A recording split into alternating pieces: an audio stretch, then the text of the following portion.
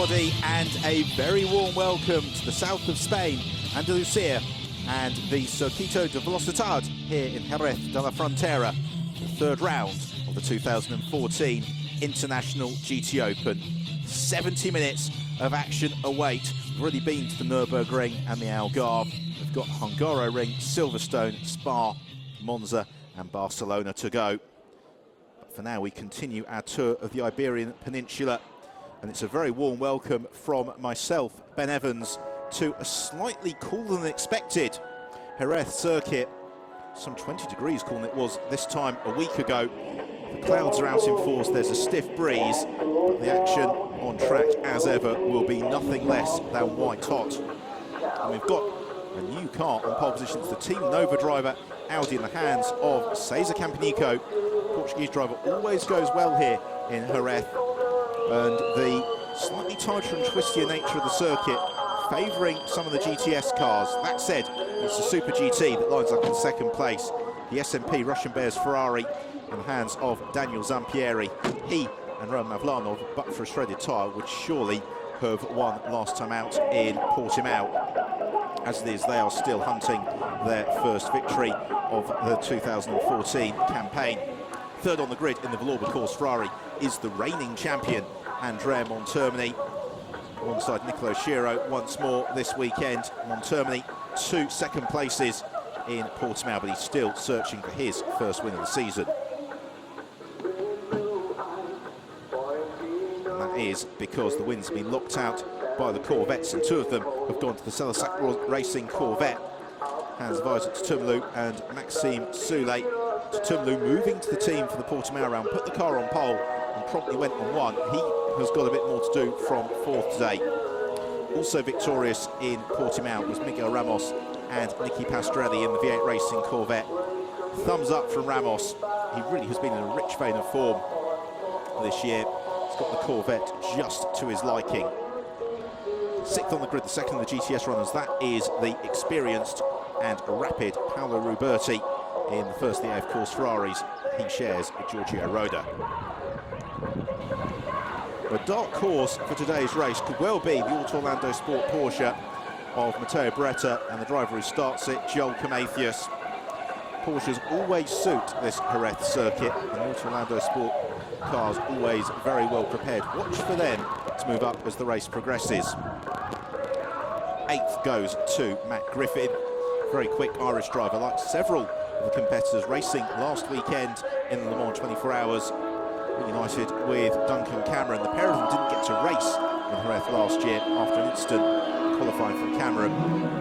9th then, Mark Hampton, who made it to the checkered flag at Le Mans in V8 Racing Corvette that he shares with Dietrich Stoff. The pair of them second on the road in race to Portimao, but disqualified when post-race originally found the car to be somewhat underweight. Fleet in the top 10, Stefano Gattuso in the Ombra Racing Ferrari he shares with Mario Cordoni. Expect to see that car challenging certainly in the first half of the race. As the grid begins to get cleared, we get ready for the start of this 5th race of the season. All mechanics are clear, and this then is how they line up in full. So a very competitive front row of Campanico and Zampieri.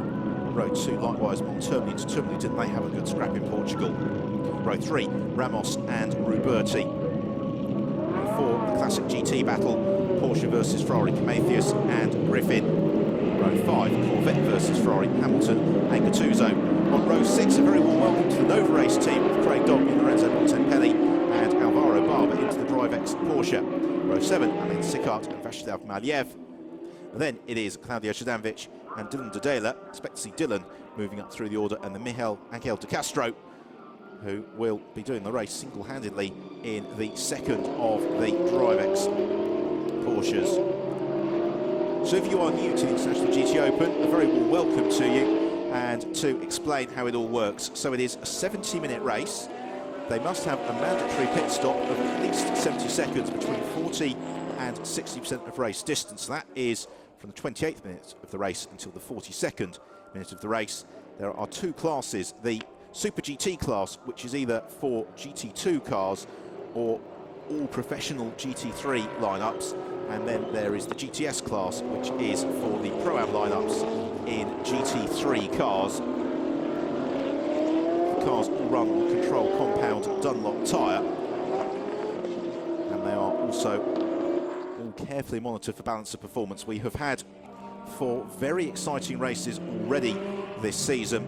So we have a look at the very welcome addition to the grid this weekend. The Nova Racing Nissan GTR Nismo GT3, Craig Dolby and Lorenzo Bontempelli. It's the former star of the Super League Formula, Craig Dolby, who will be starting the race before he hands over to race winner from last year and former GTS class champion Lorenzo Bontempelli, who'll bring the car home.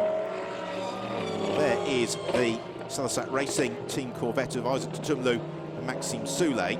And because Tutumlu was in the Orlando Porsche at the Nürburgring, it means that it's Soulé who single-handedly leads the championship by just 4 points from Miguel Ramos and Nicky Pastorelli. And then Nicolas Scherer and Andrea Montermini just 8 points back from them. So this is the car on pole position, the Nova driver, Audi, Cesar Campanico and Atiya Patel. You cast your mind back 12 months ago, and Patel was, or rather Campanico was right in the hunt to potentially win Sunday's race. There is Roman Mavlanov watching on from the SMP Russian Bears pit. He will be taking over from Daniel Zampieri. The mid-race pit stops. Also, just to explain that although the pit stop time is a mandatory minimum of 70 seconds, the way that performance and success is equalised in the International GT Open is the addition of extra pit stop time for the drivers that finish in the top 3 of their class in the preceding race, and that can accumulate for up to 3 races. So what that means is that Isaac Tutumlu and Maxime Soulé have an extra 30 seconds in the pits, Miguel Ramos and Nicky Pastorelli an extra 20 seconds, and Andrea Montermini and Nicolas Scherer an extra 25 seconds. And that could really play into the hands of Daniel Zampieri and Roman Mavlanov. Moment of levity for the team in front of the cameras as the pack form up. As the pace car peels into the pits, it's a rolling start. The car's looking absolutely immaculate as we get ready for the off here in Jerez. Will it be the Audi or the Ferrari that leads into turn 1? We're about to find out as the pace builds, and away we go. And it's a short sprint uphill towards the braking zone for turn 1, but Zampieri already moves across and snatches the advantage from Campanico. Montermini and Tutumlu go side by side as they both try and overhaul Campanico as well. But the Nova driver Audi maintains second place as Tutumlu challenges the outside of Montermini through turn 2 into turn 3, and he's gained the position, so Tutumlu goes third. Montermini down to 4th, Paolo Ruberti in 5th, and there is Craig Dolby challenging car of Matt Griffin, and Dolby looking to start to the inside as Montermini squeezes past Tutumlu at turn 5 as they sprint down the back straight towards the hairpin at turn 6. We may see Tutumlu getting back on terms as Alvaro Barber and Craig Dolby also side by side. Frenetic opening lap this as they hit the heavy braking zone for the hairpin. Any change of order? No, third place still for Montermini. Griffin was able to withstand Dolby and Barber. Both Stefano Gattuso. Right in behind him, here's Paolo Ruberti, former star of the Italian Formula 3 Championship, who is chasing down Tutumlu. Right in the thick of that battle behind Prometheus, it's Archie Hamilton, then Matt Griffin, and Craig Dolby. Well, a little bit of a hairy moment there for Hamilton as he attempts to defend from Griffin, who looks to challenge around the outside into the chicane at turn 11. And as they switch back on each other, there's no space there for Griffin, but it gives Dolby the opportunity to challenge in the Nissan. And talking to Craig Dolby earlier on, he said that the car has got fantastic race pace. And they really are optimistic about challenging for the podium. It's out of the final turn and on to the end of the first lap. Zampieri leads 1.3 seconds clear of Campanico, Montermini, Tutumlu, Ruberti. Dylan Dedela, we thought he'd make ground. He's got Gattuso to the inside in the Ombra Racing Ferrari. Gattuso maintains that 13th place from Dedela. Let's give him a little bit of dust there. Miguel Ramos. Meanwhile, Isaac Tumlu under real pressure from Paolo Ruberti in the first Lié, of course, Ferraris. And this is the beauty of the International GT Open and multi-mark GT racing, is that the Corvette, the Ferrari, the Porsche, the Nissan, the Audi, they all have such different characteristics in terms of handling and the way that the power comes through, that in some sections of this circuit that the car performance is markedly different as well. So through sector 2, expect to see the Corvettes go well, because that's the longest straight on the lap. But talking to the Corvette drivers after qualifying this morning, they were saying this section of the circuit, which is the third and final sector, really is a nightmare, getting the immensely powerful Corvettes stopped into the corners. You can see Tumlu just missing the apex. There is Miguel Ramos, twice victorious already this year, trying to chase down Ruberti, who's doing a good job here of delaying Tumlu. You can see it's enabling the leading trio to really make a little bit of a bid for freedom at the front of the pack. Through turn 12, into the hairpin at turn 13. One of a select number of overtaking spots here in Jerez, but Ruberti has a look to the inside of Tumlu, and he needs to try and delay Tumlu through the turns. As long as straights the Corvette, away a little bit from the Ferrari, but Ruberti's got a good run uphill into the very steep braking zone for turn 1. Can't quite squeeze past Tumlu. Headlights ablaze. It's Tumlu. Through turn 2, he's still got Ruberti. He's twice finished second in his class in the 124 hours, swarming all over his tail as we move up the order to look at the battle for second and third place between Cesar Campanico and Andrea Montermini. And the gap from Montermini to Tumlu out to 2.5 seconds already. Only completed 2 laps of the race. Behind Ruberti, it is Miguel Ramos. Yeah, racing Corvette. Should explain though that the Salazar Racing Team Corvette, the bright yellow car of Tumlu and Soule, is a pure GT2 specification Corvette. The V8 Racing Corvette and Miguel Ramos originally ran in GT1 specifications, been converted to GT2 spec, and therefore some of the handling and power delivery characteristics of the car are actually quite significantly different. What it generally means is the Ramos and Pastorelli car is a little bit more comfortable in the corners possibly than the Tumlu and Soule machine. The Tumlu Soule Salazar Racing Team car is very quick in a straight line. Arch Hamilton's been passed by Matt Griffin, so he drops down into 9th position. He's already got his compatriot Craig Dolby on his tail. Dolby riding the curves, an absolutely immaculate Nissan. Great to see. New mark in the International GT Open. And then we've got the DriveX Porsche. New driver lineup in that DriveX Porsche of Alvaro Barber and Thomas Fjordbach this weekend. Take over from Chito Lopez and Fernando Monnier.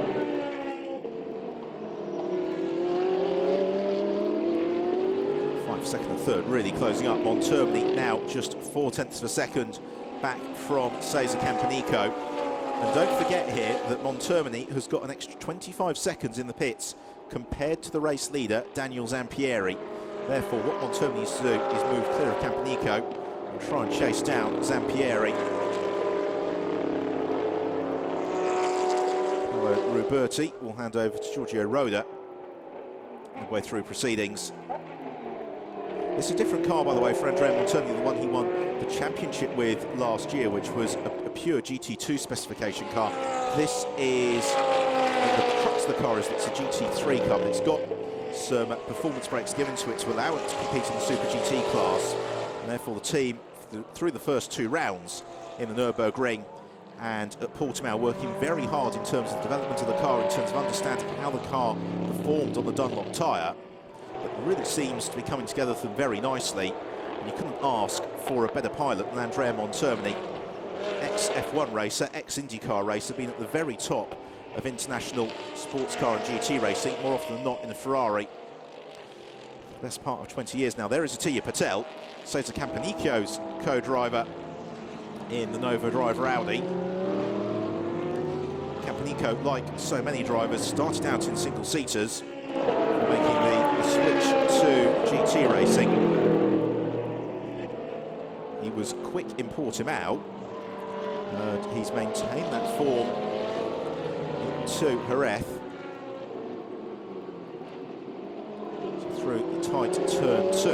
Of course, the Jerez circuit, home of the Spanish Grand Prix throughout the 1980s, last held a Grand Prix, of course, that very controversial 1997 race, which was decided at the hairpin that they'll be arriving at in fairly short order down at the end of the back straight, where Michael Schumacher and Jacques Villeneuve collided. Schumacher in the gravel trap, and that gave Villeneuve the 97 Formula 1 crown. Of course, by that stage, César Campanico wasn't even the start of his racing career. Well, there is Tutumlu, who would appear to have shaken off for the moment the attentions of Paolo Ruberti. And Tutumlu, last around, was 6/10 of a second faster than Andrea Montermini. Now, how much of that is Montermini's outright pace versus how much he's being slowed by Campanico, I don't know. What I do know is the way he's kicking up the dust there, that Tutumlu is really flying. Well, last year in the Auto Orlando Sport Porsche, he was one of the stars of the championship, but if it wasn't for bad luck, he'd had absolutely none at all. He's made the switch to the Celisat Racing team, which really paid off very nicely for Tutumlu. A brilliant character out of the car, always smiling, always very good as well at chatting with the fans in the paddock. But now he's equipped with machinery that he really feels can take him to victory. He's doing a very fine job of trying to convert the later pace of the car into good results. So the leading trio all concertinaing up on each other. 1.7 seconds covers first to third. And something to watch here with the race leader, Daniel Zampieri, as Niccolo Schiro, Montermini's co-driver, watches on from the pit wall, is that Zampieri is being caught a little bit by Campanico. And we saw this in the first race in Portimao, that the SMP Ferraris were blindingly fast in qualifying, but they went the wrong direction with race setup. The car a little bit too stiff, really looked like a handful. I just wonder whether or not Zampieri is having to manage his pace a bit, as Alvaro Barber has found his way up into 10th place ahead of Craig Dolby. Barber, former star of the Formula 3.5 litre championship, actually from Seville, so he's not, relatively speaking, quite local. This is almost his home race, Seville just being an hour or so up the road from Jerez. Barber has got Dolby on his tail. Then we've got Gattuso and Dedela not too far back from that. If you're just joining us, we're 10 minutes into the action here in Jerez, the 5th race of the International GT Open. It's a very warm welcome from myself, Ben Evans. As into the pits is Miguel de Castro in the second of the Drivex Porsches. Leading the way then it is Daniel Zampieri. Second place, César Campanico. In third, Andrea Montermini. We are watching the fight for 7th place between Joel Camathius, former champ car racer in the Auto Orlando Sport Porsche, and Matt Griffin, former Renault 2-litre contemporary of Lewis Hamilton in the AF Course Ferrari. Griffin, who is rapidly established as one of the very top world Ferrari racers. And he is looking to challenge Camathius. And he may well be able to not quite jig through into 7th place into turn 1. Camathius, a former outright champion in the International GT Open, going back to 2009. Here we have a look then at the move from Alvaro Barber, darting to the inside of Dolby's Nissan. The Porsche looking diminutive and nimble by comparison to the very powerful Nissan, but Dolby confident in terms of the balance of that car. Well, we thought that Camathius would go well in the race. Griffin prodding him along, a pair of them fighting for 7th and 8th. Some 11 seconds off the race lead, but neither of these drivers has got concern, particularly of substantial additional time in the pits. There's 5 seconds for Camathius. No additional time at all for Griffin. Griffin really starting to harry Camathius. Joel, far too experienced to drive defensively. You can see he's just sticking to the racing line. He's making Matt Griffin do it the hard way. Given the change the direction, the number of mid-speed corners here in Jerez. As long as Prometheus doesn't over-exercise his Dunlop tyres, he may be able to hold off the Ferrari Matt Griffin. A couple more laps yet, but as they come on towards the turn 13 hairpin, Griffin's got the run, and he looks to jink to the inside line, and Griffin squeezes through. Does he get the car stopped in time to make the apex? Yes, he does. And Griffin goes up to 7th place. Beautifully judged manoeuvre that from Matt Griffin as some spots of rain begin to fall here in Jerez, which of all the possibilities the teams have considered with a trip to Jerez in June, I think precipitation was fairly low on their list. Don't forget, all the cars, of course, they're out on slick Dunlop tyres. They will have the wets ready in the garage, but at the moment we're in a phase that the drivers would call psychological rain, which means that you can see the spots of rain on your windscreen. You might need to get the windscreen wipers going, but in fact it makes absolutely no difference whatsoever to your grip, particularly on a reasonably warm and humid day like this. The moisture is going to burn up fairly rapidly.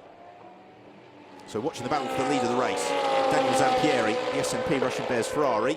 Therefore, red, white and blue, in the colours of the Russian flag, leads the Nova Drive Rowdy of Cesar Campanico. And then it's the all-black Villorba course Ferrari in the hands of Andrea Montermini. Montermini, who is so devastatingly consistent, you very, very rarely see him making any sort of error. He's already been on the podium 3 times this year, 2 second places and a third. His lowest result has been 4th. He's doing a good job here of carrying Campanico along. They're both closing in onto the tail of Zampieri. Zampieri not really romping off into the distance, but he doesn't need to, because his pit stop is going to be substantially shorter than that of Andrea Montermini's.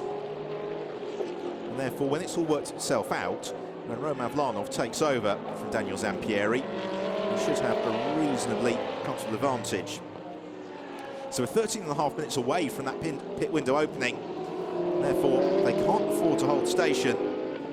So we have another look at that move from Matt Griffin on Joel Prometheus.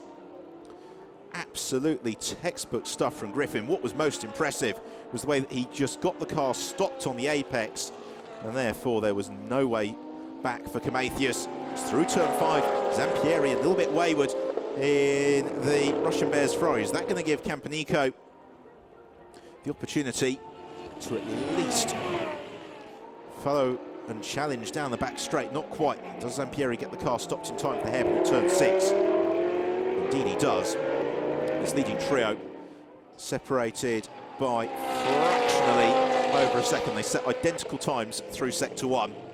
Coming to the end of sector 2 now. I think Zampieri's maybe gained a 10th on those behind. Through turn 9 to turn 10. In fact, of the trio, it's Montermini who is the quickest. He's closing on Cesar Campanico. It means that it's now just 8 tenths of a second as they arrive into the chicane at turn 11, covering the leading trio.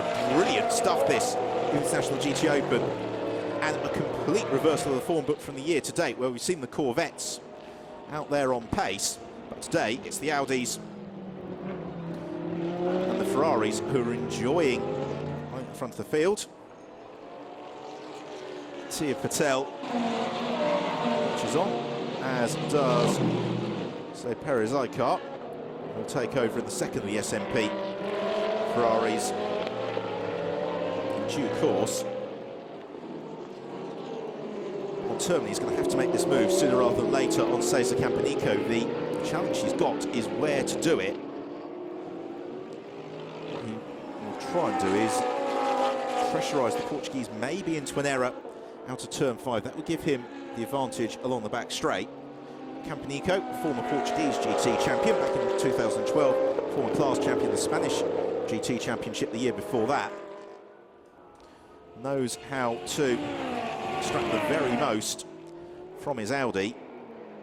And therefore, he comes under no threat whatsoever from Montermini along the back straight. So we're almost 20 minutes in here in Jerez, and it's still just 1.1 seconds that cover the top 3. And that may come down to cover the top four fairly shortly, because you can see the bright yellow Corvette there of Isaac Tutumlu in the back of your picture. And Tutumlu last time around was 6/10 faster than the 3 cars in front of him. He's only 2 seconds back. So give it another couple of laps and Tutumlu is going to make this a quartet for the battle of the front of the field. They seesaw through the chicane, turn 11. There is Tutumlu. Corvette looks so menacing, sounds absolutely fantastic as well.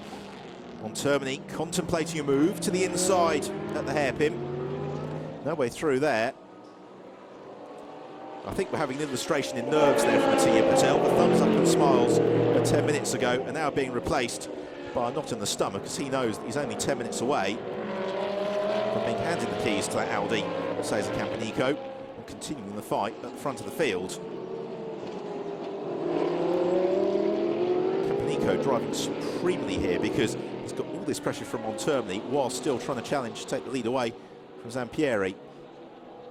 There's Roman Mavlanov readying himself for his stint, and almost certainly thinking a fortnight ago in Portimao when he was well set for victory, picked up a puncture, which was wretched luck for the S&P Russian Bears team, but all the paddock talk this morning was that if they run without problems, Zampieri and Mavlanov should be victorious today. They were good in testing yesterday. They had fine qualifying pace, and I think more importantly in qualifying were able to string together a series of quick laps consistently, which was something some of the Corvette drivers were struggling to do. Montermini looking every which way to try and demote Cesar Campanico.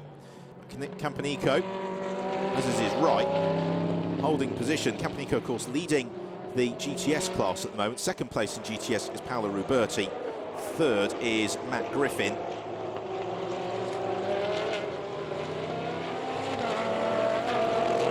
Already, we're coming towards the end of the 11th lap of the race. Is Montermini going to be quite close enough to challenge into the hairpin? I think he is, if he comes out late enough. But experience from Campanico leaves fractionally less than the Ferrari's width to the inside of the hairpin. Therefore, nothing that Montermini can do. Montermini, though, challenges into someone and goes through. Catches Campanico by surprise, but he runs out wide. Was just pushing a little bit too hard. He couldn't get the car closing on the apex. It was a late dart lap from Montermini. And Campanico knew that maybe the Italian overreached the braking potential of the Ferrari 458. Knew if he just stuck to his line, he may be able to repass, and that's exactly how it transpired. It's giving Daniel Zampieri, by the standards of this race, the opportunity to make a little bit of a break out front. It also has enabled Tutumlu to close in, headlights ablaze from Isaac, onto the tail of Montermini. So there's the leading quartet, and Paolo Ruberti in 5th is quicker than all 4 of them at the moment. Ruberti is only 3 seconds back from this scrap as well, so the race coming together very, very nicely. Another look at the move from Montermini. Came out very late. Just couldn't quite get the car stopped sufficiently to square off the apex. Campanico darted back through.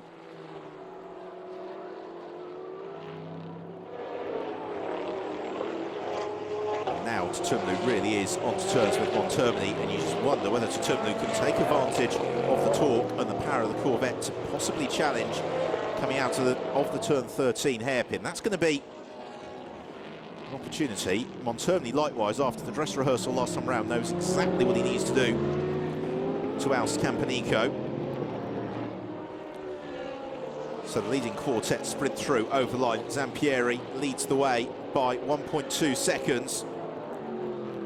The rest of them covered by just 1 second. Ruberti trying, but on that last lap failing to get onto terms as Montermini looks to the inside of turn 2 and he makes contact with Campanico. Campanico robustly defends his line. There was no way through for Montermini. It was a little bit of a late move once more, and Campanico would say he just had to turn into the corner nonetheless. Now, has Montermini picked up damage from Lorbecour's Ferrari? It was a fairly hefty whack he received. If he has, it doesn't appear to be anything more than trim. Here we have another look at it. Maybe a little bit late there from Campanico on the turn in. Montermini would certainly argue he was halfway past. Now Montermini is thrust into defensive mode from Tutumlu. Again, 13 days ago, we retreated to an absolutely brilliant fight between the pair of them in Portimao, which swung in Montermini's favour after Tutumlu was delayed by a wayward Vacislav Maliev. Tutumlu will try to put that record straight if he possibly can. And all the while, we are only 5 minutes away from the pit window opening. So your order is Daniel Zampieri leads. Second place is Cesar Campanico. Third, Andrea Montermini. Fourth, this man, the yellow Corvette of Isaac Tutumlu. In fifth, it's Paolo Ruberti. Sixth, Miguel Ramos. Seventh, Matt Griffin. Eighth, Joel Camathius. Ninth is Arch Hamilton. It's Alvaro Barber, who completes the top 10, just clear of Craig Dolby. It is this captivating fight for the podium places, which has held our attention throughout, as Nicolo Schiro readies himself in the Vallorba course garage. 2012 Euro Formula Open champion, waiting to take over from Andrea Montermini. That could be a smart move from the Vallorba course team to bring in Montermini, because he's not been able to find a way past Campanico. And after a while, it really does start to dent your race, and maybe an early pit stop, feed the car out into clear air, leads an uplifted pace. I wonder if the Celisat Racing team are thinking the same for Isaac Tutumlu. Sim Soule, his Belgian co-driver, waits in the garage. Zampieri, despite all squabbling behind, he's only 1.8 seconds clear of Campanico at the moment. And the frosty of the fight has just eased off momentarily.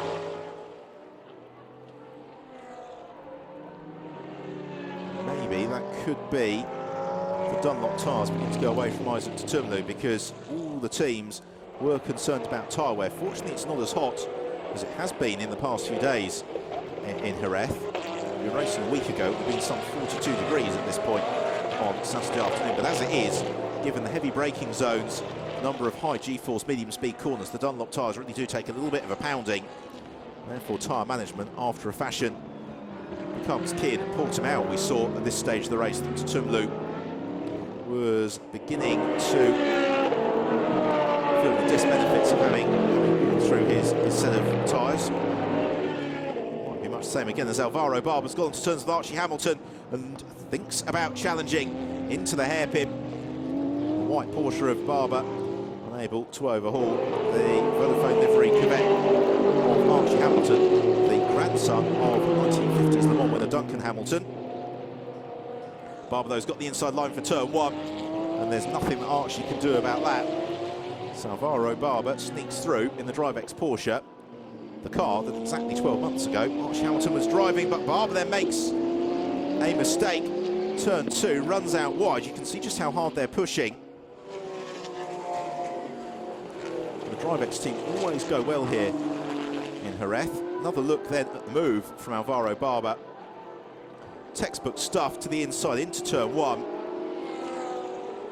Hamilton giving him plenty of racing room. And that's why I just wonder whether that may have been something mechanical for Barber. We'll keep an eye on his lap times.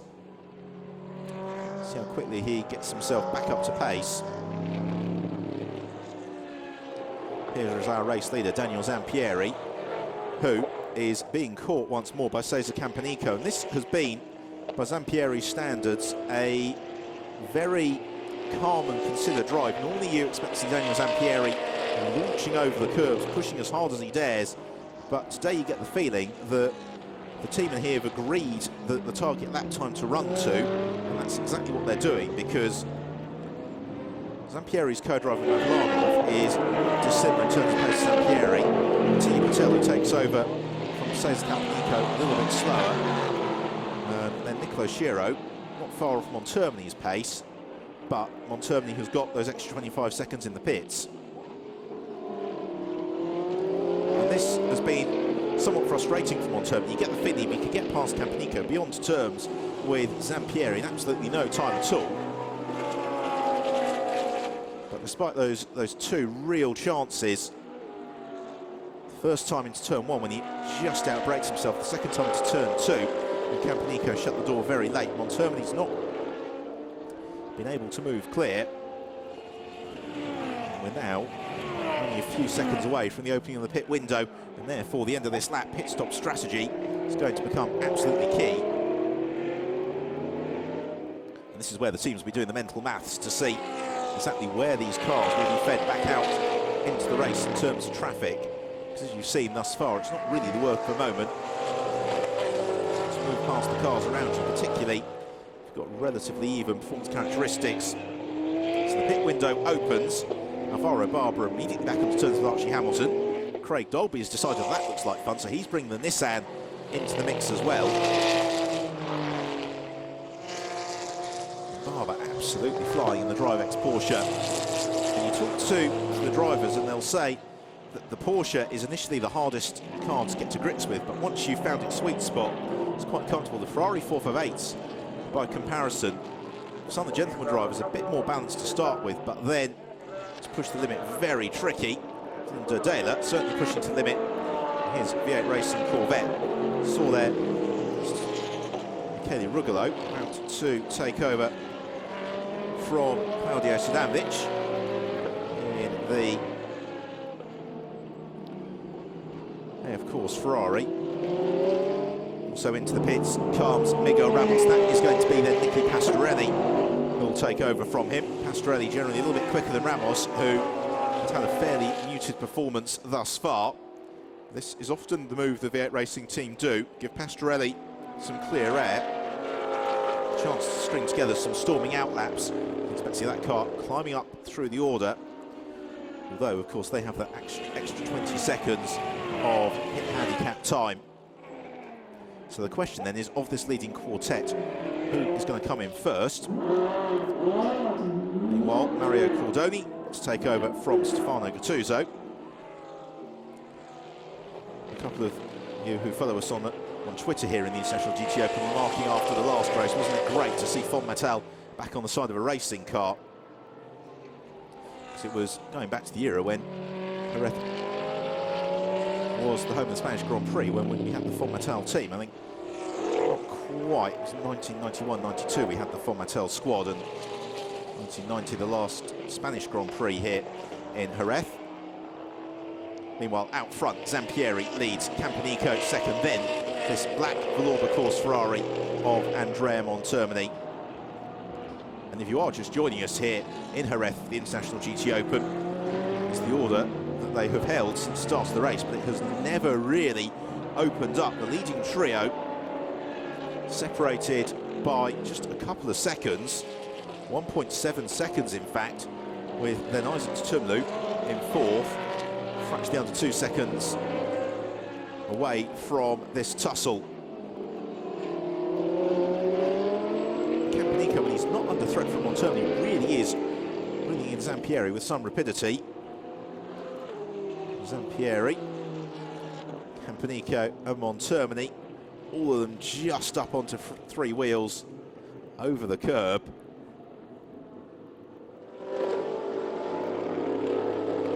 -70-minute race, of course, here, this first race of the weekend in the International GT Open. We're just over 3 minutes away from half distance, and Diederik Schittoff about to take over from Archie Hamilton. Schittoff, who was in really fine form in Portimao, is absolutely flying. Wasn't quite there in qualifying earlier on. Montermini just holding station in third. Clearly he feels, and the team feel, that the car wouldn't go any faster if it came in and had its pit stop now. So they're staying out there for the time being. We've only had a smattering of cars into the pits for that mandatory pit stop. Coming towards the end of the 18th lap of the race. Anybody going to duck in on this occasion? None of the leading trio do, and nor does Isaac Tumlu in fourth. So they are going to head on almost to half-race distance before making their pit stop. Sprinting along past the race control building and up the incline into the braking zone for turn 1. It's a very busy lap for the drivers, a very hot and tough race as well. This is where the training and physical conditioning that all these drivers do really does come to the fore. The concentration required lap after lap to wrestle these cars around Jerez really takes some doing. As somebody who has been and kicked up the dust, whoever it was, hasn't really delayed them too much.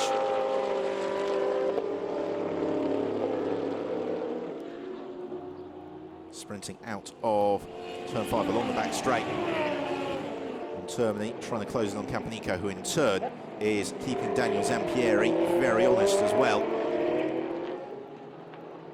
Here we have the replay. Oh, in fact, it was Dietrich Schittoff. That was the dust. He went flying off the road. The rear left tyre detaching itself from the V8 Racing Corvette. That is a disaster for the team. The mechanic responsible, the pit stop, will be absolutely mortified. Scary moment for Schittoff. Very glad he didn't come into contact with the barriers. You can see the tyre a good 25-30 metres clear of where Schittoff came to a halt. So the yellow flags now covering turns 3 and 4. Is that possibly going to prompt a safety car as Montermini ducks into the pits? Back of your picture, Andrea Montermini is in, turned over to Nicolo Schiro. Neither of the leaders head down the pit lane, nor does Isaac Tumlu. So the Lorber course Ferrari Montermini comes to a halt. Nicolo Schiro jumps in. As soon as he's strapped in, and we'll get a top up of fuel. Just a check of tyres as well. Also in is Joel Comathius. That is going to be Matteo Beretta, who takes over in the Auto Orlando Sport Porsche. That has been a solid drive thus far from Comathius.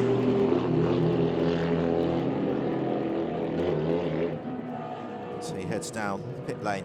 Feels so slow going down the pits at 60 kilometres an hour. If you're the driver, it feels far too fast. If you're one of the mechanics waiting to give the car a service, a full new set of boots as well for Comathius.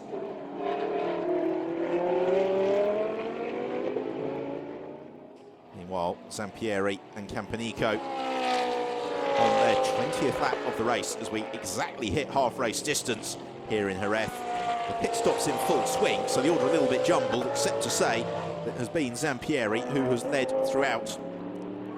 Also, we have into the pit lane, that is Stefano Constantini, who takes over from Alan Sickart in the second of the Ombra Ferraris. Taurus in the GTS class in Portimao. Zampieri riding the curves. He's still got Campanico under a second adrift, as it has been throughout the race, as Nicolo Schiro emerges from the pits at the wheel of the Lorber course Ferrari. Matteo Beretta also trained. There is Nicky Pastorelli. Now that is interesting. Pastorelli out behind Nicolo Schiro, and then our race leader Daniel Zampieri still from Cesar Campanico. Up into third place then has come Isaac Tumlu. Zampieri and Campanico clearly going as deep into this pit window as they possibly can. It will shut when there's 28 minutes left on the race clock, which is about 5 minutes time. So they've got time for this lap and one more, possibly, if they really want to gamble, another lap just beyond that as well. That's about as deep as they can go before they start incurring penalties for pitting outside the pit window. So it may well be they're going to do one more lap at least after this one to be on the safe side. But we saw last year a couple of drivers taking things absolutely to limit about when they pitted in. I think the closest call we had was Giorgio Pantano at Silverstone, who broke the pit lane beam with 1 second left on the driver change window.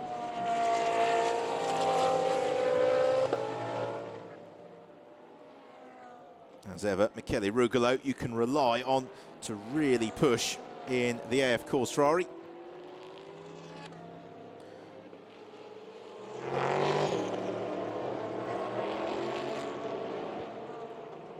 Well, despite all this pressure from Campanico, he has not, at any stage, mounted a serious challenge on Daniel Zampieri for the lead of the race.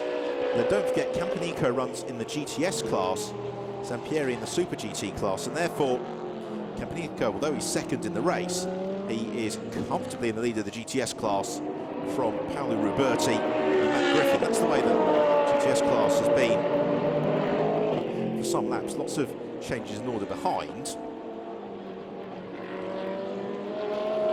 Pit window is open for another 4 minutes, so they're going to have time for this lap and probably one more after it.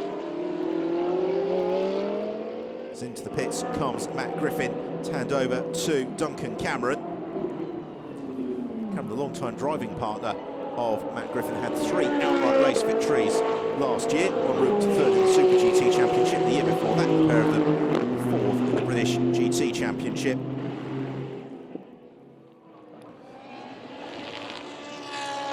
Really pushing Alvaro Barber at the wheel of the Drivex Porsche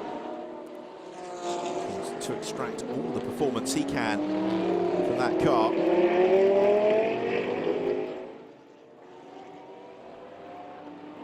Daniel Zampieri, not quite as exuberant as normal, but has driven very consistently throughout the course of this stint.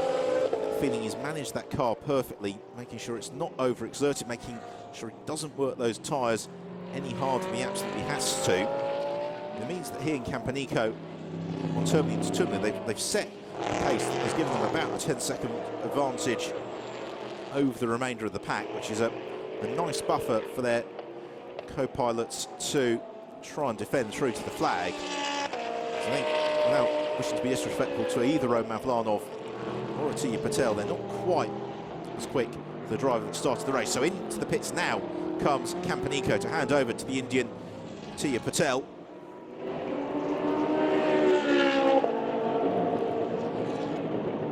Down the pit lane, it's going all the way down to the Nova Drive Rowdy pit. To the very far end of the pit lane. Campanico needs the team members just to give him the wave to make sure he doesn't stop prematurely. It comes to a halt. And now all the pit stop drills, the team's practice, come to the fore. Also in is Isaac Tumlu. It's going to be Maxime Soule, twice a winner already this season, who takes over from Tumlu.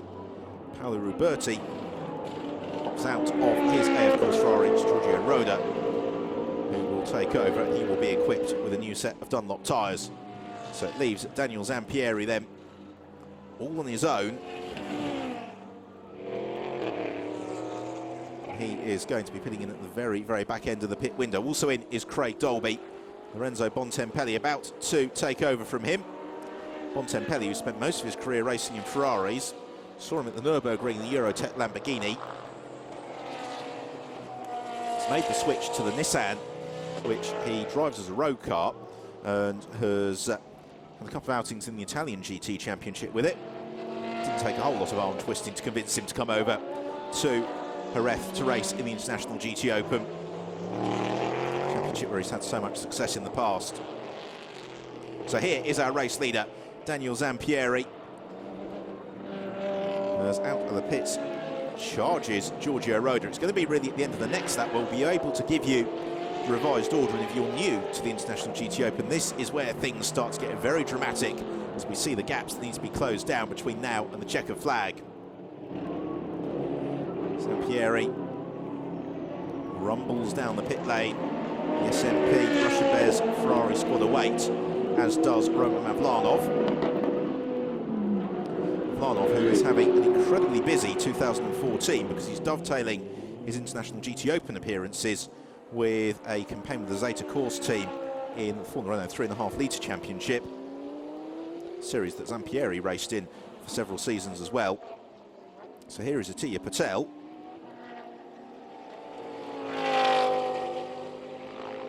And he is essentially at the moment blindly racing the car in the pits that he can't see. He's got Giorgio Roda in pursuit. So this is the battle for second and third, most likely, once the pit stops have worked themselves through, but also for the lead of the GTS class. Now this could be a very interesting tussle. Patel, 28th in last year's ADAC GT Masters. The year before that, he raced in the JK Asia Championship for Formula BMW cars. Was a race winner in that series, has decided to commit himself to GT racing. And he is learning all the time. So here comes Roman Mavlanov. Mavlanov emerges as our race leader. Now let's hope for his and the team's sake there are no punctures today. And if he is able to bring the car home, then he will be our first Ferrari winner of the season. His advantage over Atiya Patel, 17.1 seconds. Patel then has got 4.5 seconds over Giorgio Roda in third place. In fourth, second Super GT cars is Nicolo Schiro. Here is Schiro. He's got Duncan Cameron and Matteo Beretta just behind him. And Cameron and Beretta, battle between the red Ferrari, white Porsche, that is for third in the GTS class. So Schiro is 30 seconds off Mavlanov. But more importantly, he is some 13 seconds back from Atiya Patel, and that's the gap he's going to try and close down to get second place in the race overall. As we're going to see a challenge here for third in the GTS class. Beretta to the inside of Duncan Cameron at turn 5. And Matteo Beretta fires through like a shot as he looks to pull clear of Duncan Cameron down the straight towards the heavy braking zone for the turn 6 hairpin. Cameron squirms on the brakes as he tries to get onto terms, but with no joy. And just behind them, we've got the battle between Nicky Pastorelli and Maxime Soulé, which is for third in the Super GT class. So we have got a thrilling finale in prospect here in Jerez. Here is our race leader, Roman Mavlanov. It's hard to see, barring biological or mechanical failure, him being overhauled just because of the pace of that car, plus the advantage of not having had any handicap time coming into this race, means that he, at the end of this 24th lap of the race, is going to have the best part of a 20-second lead over Atiya Patel. 14.9 seconds his advantage. Giorgio Roda in third, actually a second slower than Atiya Patel. And this is interesting because Giorgio Roda, who makes the step into GT racing this year, following 2 campaigns in the Formula Bath Championship, which was an Italian entry-level single-seater category, was 6th in the championship last year, including a victory along the way, learning all the while with the of course, Ferrari.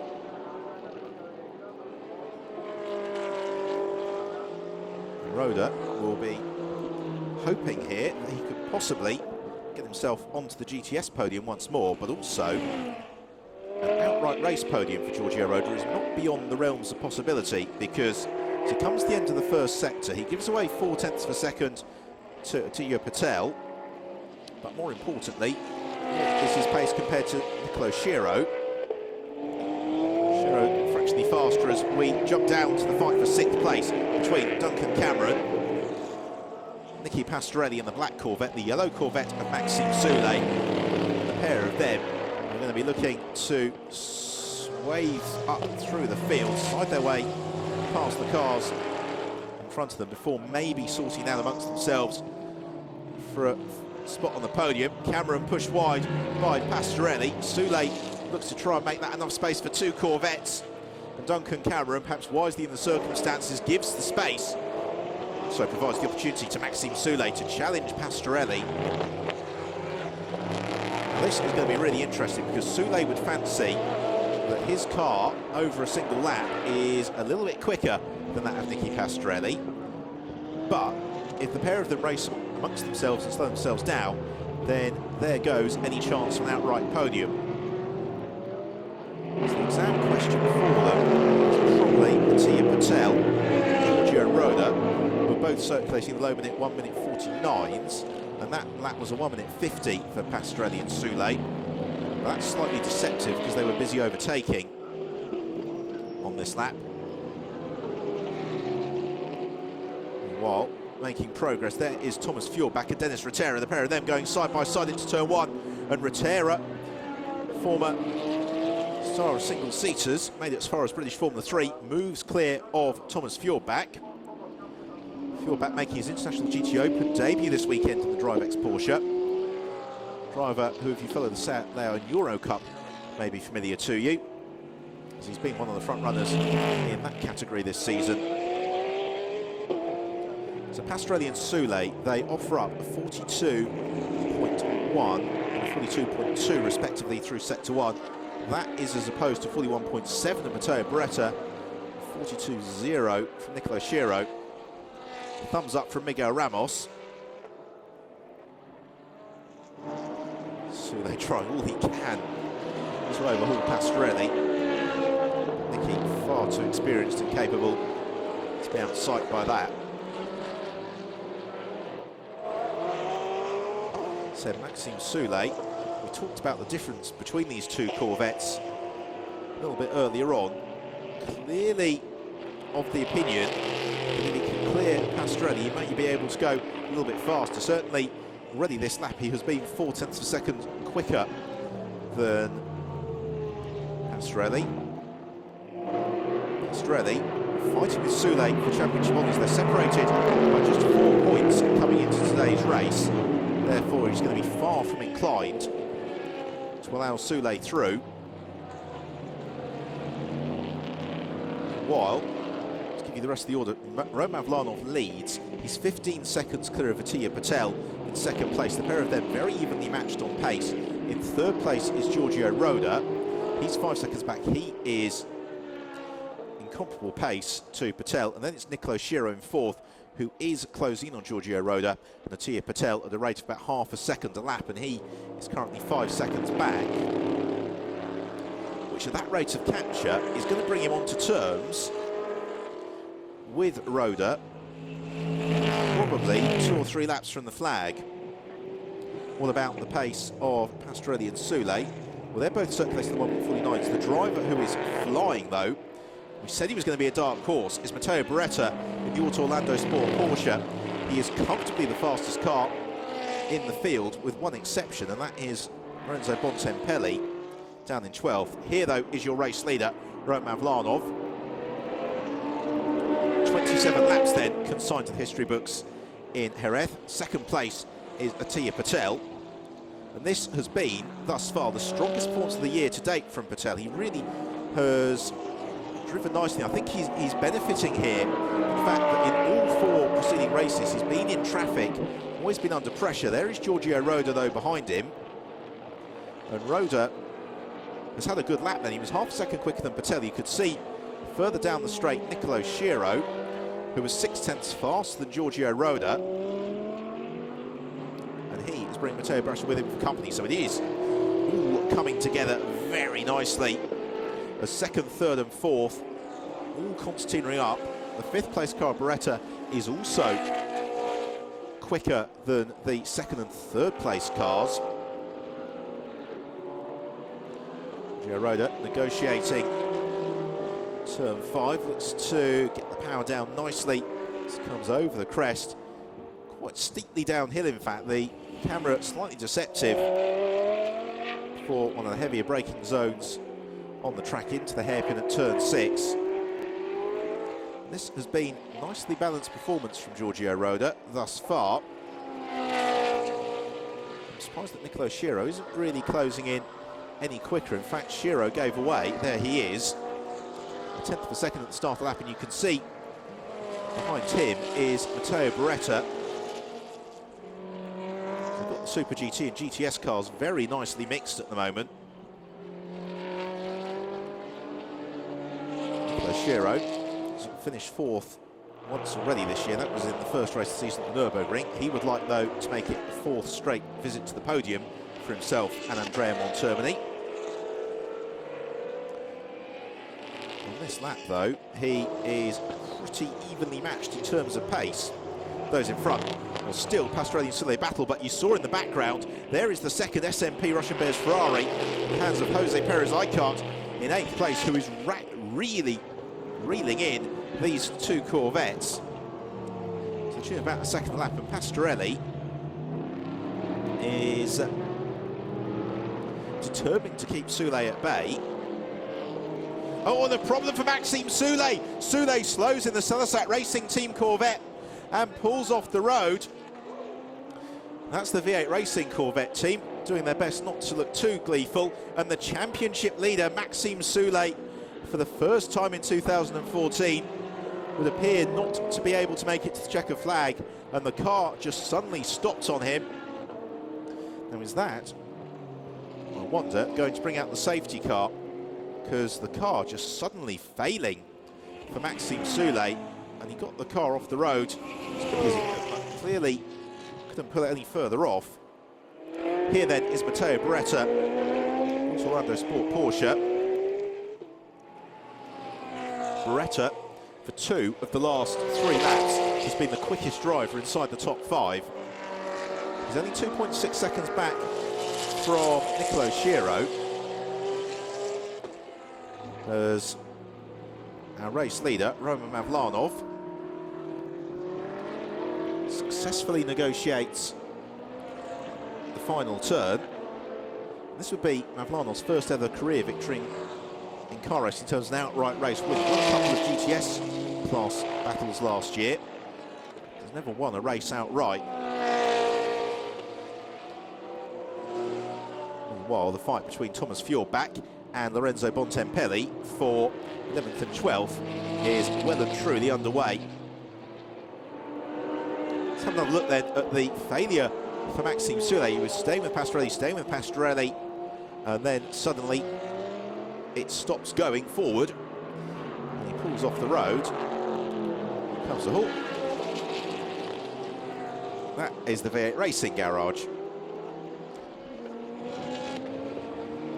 Headlights ablaze from Lorenzo Bontempelli. He closes up onto the tail of Thomas Fjordbach. Just sliding out the rear of the Drivex Porsche. Of course, you can't be threatened by Bontempelli down the start and finish straight, because there you catch a glimpse of the very brave marshals here in Jerez, just trying to move the car of Maxime Soulé to a place of safety. So Bontempelli immediately starts applying the pressure through turn 2. The brilliant character, Bontempelli, one of the stalwart competitors in this National GT Open. But his smiliness off track really belies the fact that he is a tenacious competitor and a very fine driver. Actually classified as a gentleman driver. He's at the very top of how you would describe a gentleman or amateur driver. He's got significant ability, Bontempelli. Well, there's some debris as well down the back straight. So we've got 15 minutes to go here in Jerez. Mavlanov is our race leader from Atiya Patel in second. Giorgio Roda is in third, being chased by Nicolo Schiro and Matteo Beretta. We're currently enjoying the fight, though, for what has become 10th and 11th place, with the demise of Maxime Soulé, between the white Drivex Porsche in the hands of Thomas Fjordbach and the Nissan in the hands of Lorenzo Bontempelli, which started by the driver you see on the pit wall there, Craig Dolby.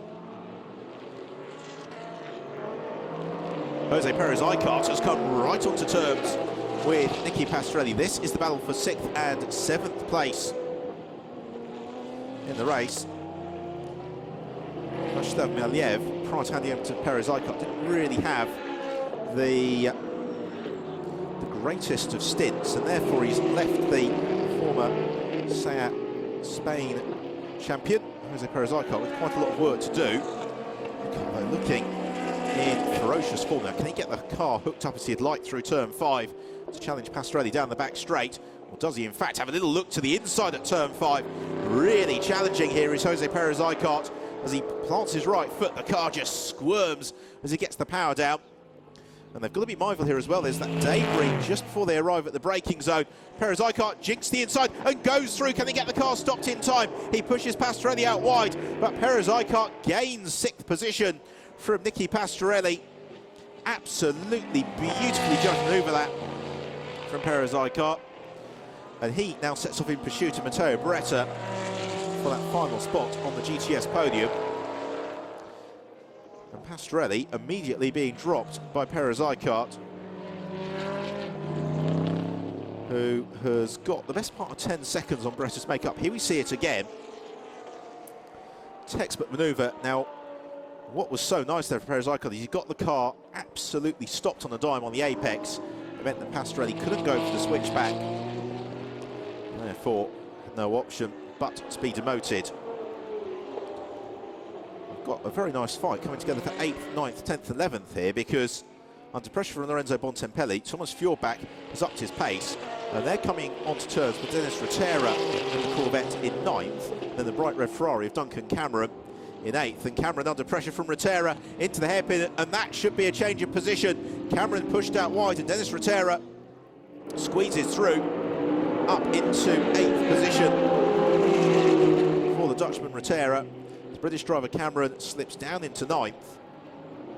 That may, in a couple of laps, turn into 11th, given the rapidity with which Fjordbach and Bontempelli are closing that gap down. Nissan is such a mean-looking car, but it is great to see Nissan making such a commitment to sports car racing. Bontempelli and Dalby very happy with how quickly they've got acquainted with their machinery this weekend. Really feel that it's beautifully balanced in terms of its performance over the 70-minute race duration. That's what we're seeing at the moment. They will be very happy indeed to be in the points potentially in their first outing in the International GT Open. They've got to overhaul Duncan Cameron first of all. They may well be poised to do that either into the final turn on this lap, if not slightly sooner, because Fjordbach darts the inside of Cameron. Bontempelli looks to follow through, and in the blink of an eye, Duncan Cameron loses 2 spaces, drops to 11th. It gives Bontempelli the possibility to challenge Fjordbach, who runs out wide through turn 9, and Bontempelli's got the inside line for turn 10. Fjordbach, though, covers the line just in time. On to turn 11. Bontempelli, headlights ablaze. More than certain that Fjordbach knows exactly where Bontempelli is. Lorenzo Bontempelli could not force that manoeuvre. All about into the hairpin to complete the lap again. Italian driver Bontempelli trying to overhaul the Danish driver Thomas Fjordbach. Multi-mark grid, multinational field in the International GT Open. We have got just 10 minutes left on the clock here. I think it could be a very intriguing 10 minutes as well, because we have got throughout the field gaps that aren't that large, ebbing and flowing. This is probably the closest on-track battle at the moment, but I would suggest that the places from 5th through to 2nd could all change between now and the checkered flag. I make that 6th through to 2nd because of the pace of Jose Perez Icar. Lovely super slow motion shot of Fjordbach and Bontempelli riding the curbs. There is Daniel Zampieri. Will today be their day? In Portimao, it wasn't. As Roman Mavlanov crosses the line for the 33rd time. Circulating some 4 seconds off the pace that Zampieri set earlier on. This car has got the fastest lap of the race to its credit. That came on lap 2, which I think gives an indication as much of anything as to the team's been saying that the peak window in terms of the tyres is really quite brief. Thereafter, it's a case of managing them against the target lap time. And crucially for Mavlanov, last time around, he was quicker than Tia Patel in 2nd place. So the no-drive rowdy of Patel is almost 10 seconds adrift of our race leader, Roman Mavlanov. Mavlanov would like the next 8.5 minutes to disappear in the blink of an eye.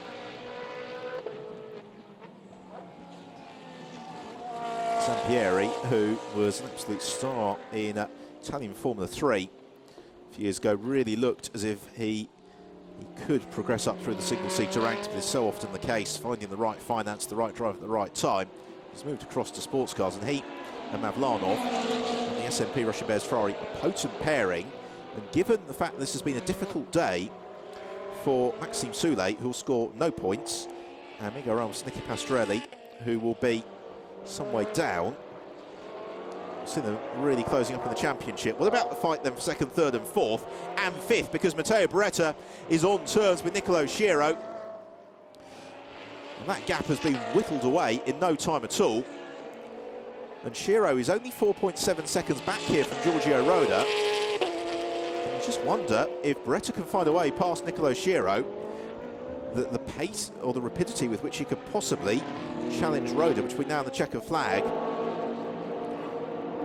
Certainly the Valorba course team would have maybe thought that Nicolo Sciarro would be able to get onto terms with Giorgio Roda. That hasn't happened. Sciarro's still, though, second in the Super GT class. This man Matteo Beretta is third in the GTS class. It's the fight for fourth and fifth in the race overall. Both Sciarro and Beretta coming up through the Euro Formula Open, where they race with a degree of success before making the transition to GT racing. And both have done it with quite some aplomb. So where can Beretta challenge? Glides the car through turn 5. Doesn't look to overly work his machinery. The Orlando Sport team confer on the pit wall. And this is the performance they've been threatening all year. Talk to the drivers. They've been saying, we're getting there in pace, it's coming in fits and starts. But this, the fifth race of the year, is the first time it's really all come together for them. Give them a lot of optimism for the remainder of the season, because we've still got a long way to go. From Jerez, we'll be heading in a fortnight's time to the Hungaro Ring. A fortnight after that onto Silverstone. And then from September it is Spa, Monza and Barcelona. So still the meat of the season to come in the International GT Open.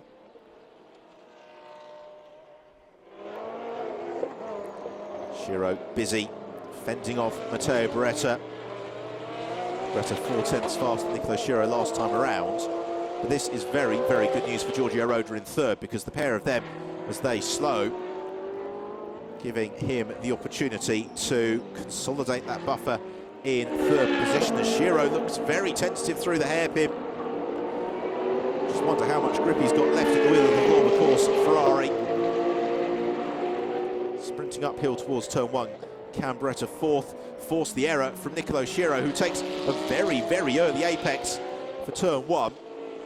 Unconventional line that from Sciarro, given that Beretta wasn't really close enough to quite pounce. And again, Sciarro quite defensive from Beretta. Turn 3, on to turn 4. This is where we'd expect the Super GT Ferrari of Nicolo Sciarro to unwind a little bit, maybe put a couple of car lengths ahead of Beretta. That's exactly what he's done. Beretta instead will hope that Sciarro maybe outbreaks himself into the hairpin at turn 6. A pair of them have got Jose Perez-Icart bearing down, but I think Perez-Icart a little bit too far back now. Somebody outbreak themselves there. You could just hear the tyres squealing. It was Nicolo Sciarro who, as a result of that very small mistake, has got Matteo Beretta immediately back on his tail. We've got just over 4 minutes to go. The fifth race of the 2014 International GT Open season here in Jerez. And this is the fight for fourth and fifth, which is closing up in these latter stages. Fortunately for both of them, they're now some 6 seconds adrift of an overall race podium, and therefore Sciarro can really only concern himself with maintaining his position, giving himself and Andrea Monterni the opportunity to jump up in the championship, because they'll get the points finishing fourth in the race overall. They'll also get the points finishing second in the Super GT class. Just like they come to complete lap 36.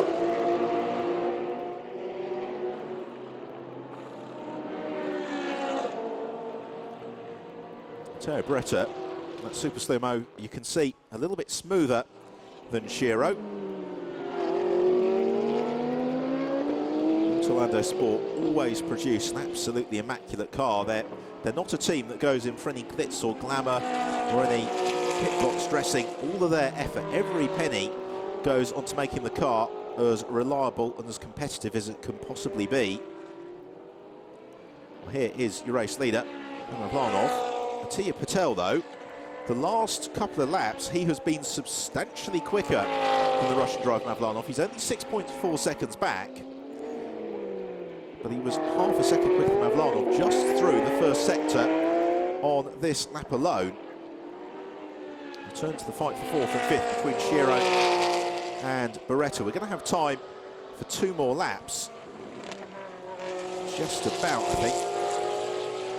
It's going to be 2 more laps that Roman Mavlanov would really like, because he has already on this lap lost a second to Atiya Patel. The gap between Jerez and Beretta stabilised at a second. So here comes Mavlanov through the final turn to start his penultimate lap of the race. He was 6.4 seconds clear of Atiya Patel at the start of the lap.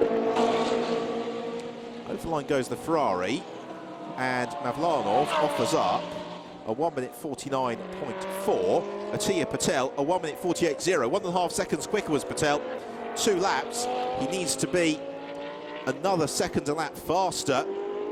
But lights ablaze. Can the Indian driver do it? Now, is that prudent and managed caution on behalf of Mavlanov, or is the Russian nursing a problem that Patel can exploit? You can see how that gap has come down formidably over the last 4 laps. Meanwhile, Lorenzo Bontempelli and Dennis Ratera engaged in battle for 8th and 9th position. Nissan versus Corvette. Such as that height of the Nissan, it almost looks like it's bullying the Corvette of Dennis Ratera, which is hardly a tiny car. Corvette Bontempelli gets right underneath the rear spoiler of Ratera through turn 1. Looks to challenge into turn 2. Can't quite do it. Through turn 3, again, Ratera covers his line. Ratera, like so many drivers from Benelux, came up through Formula Ford racing before making that transition into sports cars. As Ratera slow through turn 5 in comparison to Lorenzo Bontempelli, and Bontempelli winds up the Nissan down the back straight. Surely he's going to challenge into the hairpin here to overhaul Ratera. We've still got that slight distraction of the debris. Ratera slithers wide at the hairpin. That's Bontempelli's opening. He draws alongside the Corvette, the pair of them sprinting towards the left-hander at turn 7, where Ratera's got the inside line. Get on towards turn 8, Bontempelli looking every which way, but Ratera's not loose, and therefore it means that the Nissan driver somewhat thwarted. Closing up onto Mario Cordoni. That's to put a lap onto Cordoni, and that can be Bontempelli's opportunity here as they close on the Ombra Racing Ferrari into the chicane at turn 11, and Ratera gets squeezed out by Cordoni. Bontempelli looks to the outside, and they're all boxed in behind Mario Cordoni, and finally Bontempelli forces Ratera aside. He's still got Cordoni to dispense with, which he'll hope to do into the hairpin, and it's also brought Thomas Fjordbach back into the battle as Cordoni defends the place into the hairpin, and that is a lap being put on Mario Cordoni. So as they come out of the hairpin onto the final lap, the fight for 8th, 9th and 10th is well and truly alive. Bontempelli has to defend from Ratera into turn 1. Ratera thinks about a lunge to the inside, and he's going to gain here. Bontempelli runs a little bit wide. Ratera then looks to challenge into turn 2, and again Bontempelli doesn't make friends with the apex, but he will do all he can to maintain that inside line for turn 3. Oh, and contact between Fjordbach and Ratera. Somehow they all keep it on the island, but it gives Bontempelli the opportunity just to make a little bit of an escape in 8th place, as at the front of the field it is going to be, for the first time this season, a Ferrari victory in the International GT Open for Roman Mavlanov and Daniel Zampieri. The pair of them just one corner from home. Atiya Patel, though, who's absolutely reeled them in the late stage of the race, but it's going to be too little too late from Patel. So out at the final turn and on to take the checkered flag. It's the win in Jerez for Mavlanov and Zampieri in the SMP Russian Bears Ferrari. Second place for Atiya Patel and Cesar Campanico. They win the GTS class from our 3rd place finishers, Giorgio Roda and Paolo Ruberti. 4th goes to Nicolo Schiro and Andrea Monterni. They're 2nd of the Super GT runners, with Matteo Beretta and Prometheus in 5th. Complete the GTS podium as still Fjordbach and Ratera do battle on this final lap into the chicane at turn 11. Ratera just about keeping Thomas Fjord back behind him. Bontempelli has benefited from this. Now is Fjord back going to try something a little bit late and desperate into the final turn? With a race to come tomorrow, he wisely thinks better of it. Instead, looks to line up a move as they sprint to the checkered flag. Bontempelli takes 8th place. And holding on for 9th, it is Dennis Rotera from Thomas Fjord back. Thoroughly entertaining race once more for Roman Mavlanov and Daniel Zampieri. That very rare thing in the International GT Open, which is a lights to flag victory. It was a good start from Zampieri. He managed the pace thereafter. So we get to relive that moment as Bontempelli and Rotera arrived upon the tail of Mario Cordoni. The turn 11 chicane. Really fine driving from Bontempelli and Rotera to avoid making contact. Bontempelli, when he's of a mood, is not a man who is easy to keep at bay. So on towards Parc Ferme in the top step of the rostrum for Roman Mavlanov. They also set fastest lap of the race, lap 2 for Daniel Zampieri. Second place, a GTS win for Cesar Campanico. Mattia Patel clear of Giorgio Roda and Paolo Ruberti completing the podium. 4th for Andrea Montermini and Nicolo Sciero, and 5th completing the GTS rostrum, Matteo Beretta and Joel Camathius, a fine drive. 6th for Vacislav Maliev and Jose Perez Icart. From 7th, a muted day for Miguel Ramos and Nicky Pastorelli. Craig Dolby and Lorenzo Bontempelli in 8th, and Dennis Rotera with 10th, Thomas Fjordback and Alvaro Barber. It means Duncan Cameron and Matt Griffin finish outside the points in 11th. So in terms of the Drivers' Championship, well, how close do you want it? Nicky Pastorelli and Miguel Ramos lead it by 3 points from Sciero Montermini and just 5 points from Maxime Soule and Roman Mavlanov, Daniel Zampieri. It is very, very close.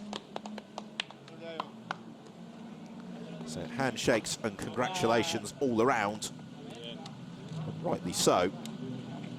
That was a beautifully judged performance and the perfect way for the team to bounce back from the disappointments of Portimao a fortnight ago. Helmet hands device off for Mavlanov. Tia Patel. Great to see him and Cesar Campanico on the overall race rostrum. The Nova driver Audi going supremely well here in Jerez. It's been at the sharp end of the field throughout proceedings, taking full advantage of that pole position. One of the drivers of the race, surely Matteo Beretta in the Auto Orlando Sport Porsche. He and Joel Camathius bringing the Auto Orlando Sport Porsche up to 3rd on the GTS rostrum.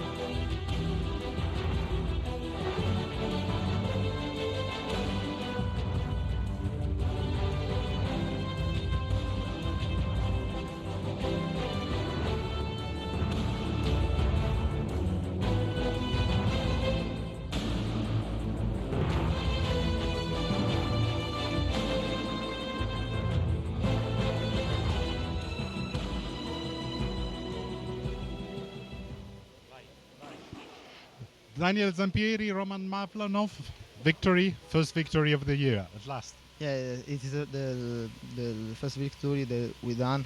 After Portimao that we are not so lucky, we win here, so it's fantastic. Thanks to the team, to Roman that did a great job until to the end. It was really not so fast, but we know why.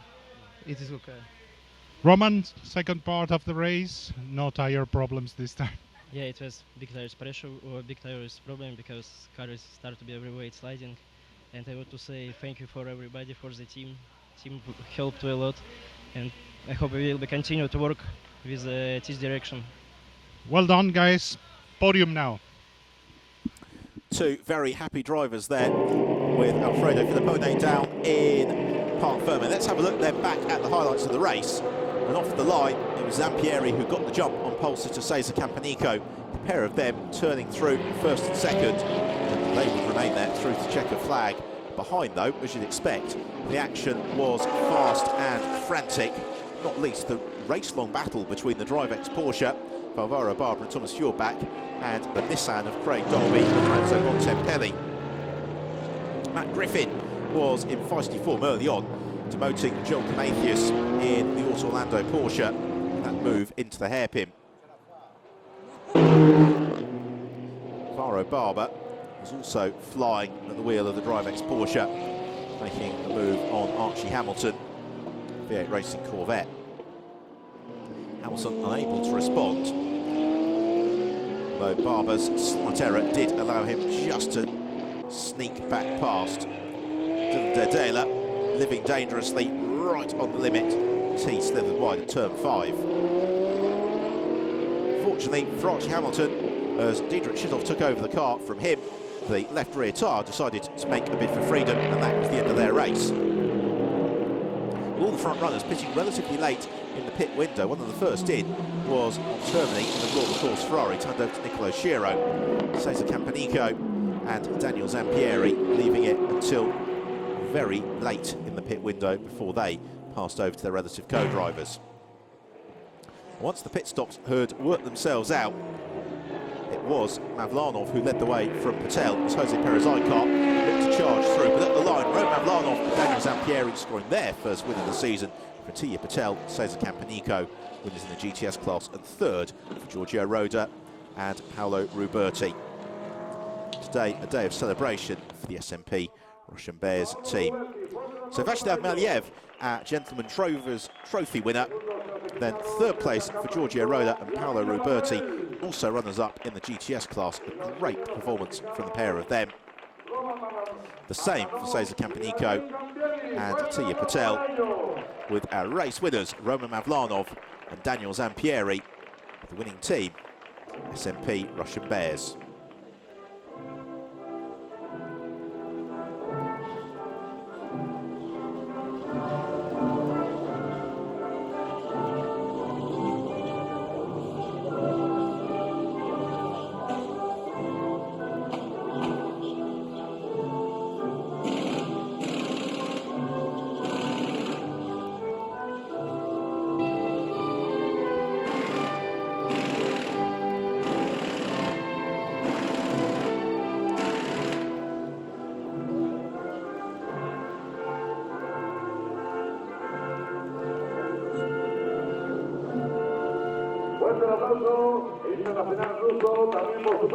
The Russian national anthem then in honour of SMP Russian Bears Ferrari. And with the anthems completed, it's time to begin with the presentation of the trophies here on the rostrum in Jerez. So first of all, the gentleman drivers winner, Vaclav Maliev. A really excellent third place for Paolo Ruberti and Giorgio Roda, in particular the latter, showing how much he has learnt in the opening races of the season. A very consistent drive through to third. Second place for Cesar Campanico and Tia Patel, and likewise the Indian getting quicker every time he gets behind the wheel. Likewise for Daniel Zampieri and Roman Mavlanov. They have worked very hard to develop that car to their liking, and they celebrate on the top step of the podium here in Jerez. SMP Russian Bears, they won in the GTS class several times last year. This, though, their first outright race victory in the International GT Open. So with the trophies presented, time to make merry with the Freycinet on the rostrum.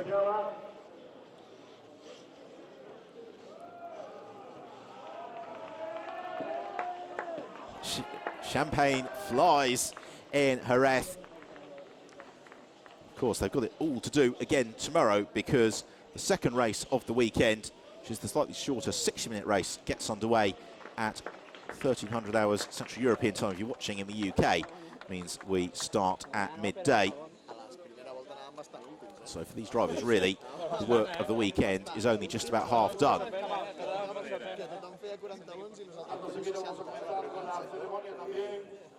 So with the overall race podium complete, time to turn our attention to the GTS podium. As we saw last year, Jerez, the characteristics of the circuit really do mean it's one of those tracks where the performance between the GTS and Super GT cars is not all that dissimilar. Therefore, we saw the two GTS cars on the overall race podium. But third in the GTS class, it was Matteo Beretta and Joel Camathias for the Auto Orlando Sport Porsche squad. Runners-up in GTS, Giorgio Roda and Paolo Ruberti. And then at GTS winners, runners-up in the race overall, Tia Patel and Cesar Campanico. The Nova Driver Audi team.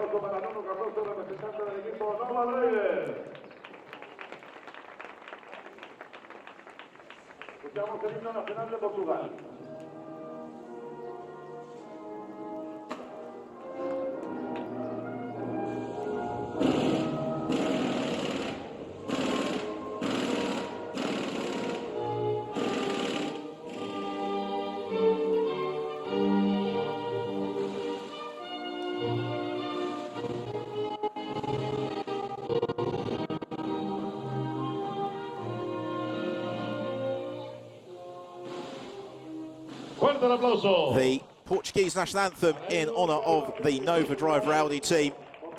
And on with the presentation of the GTS trophies. First of all for Camathias and Beretta. And for Roda and Ruberti. Becoming a very potent driver pairing in the AF Corse Ferrari team. And then Patel and Campanico. This is the first race where they really seem to have gelled as a driver pairing. Patel benefiting from not being under excessive pressure, able to lap consistently. Let's see what they are able to do in tomorrow's race. For now, though, with the photos just about complete on the rostrum, it's about time to enjoy the celebrations with the Freixenet, which means in turn it's the moment for myself, Ben Evans, to say thank you very much for your company here in Jerez this afternoon. Hope you've enjoyed the race as much as I have. And we look forward to tuning us tomorrow at 1 o'clock when we have all the action from the 6th race of the 2014 International GT Open season.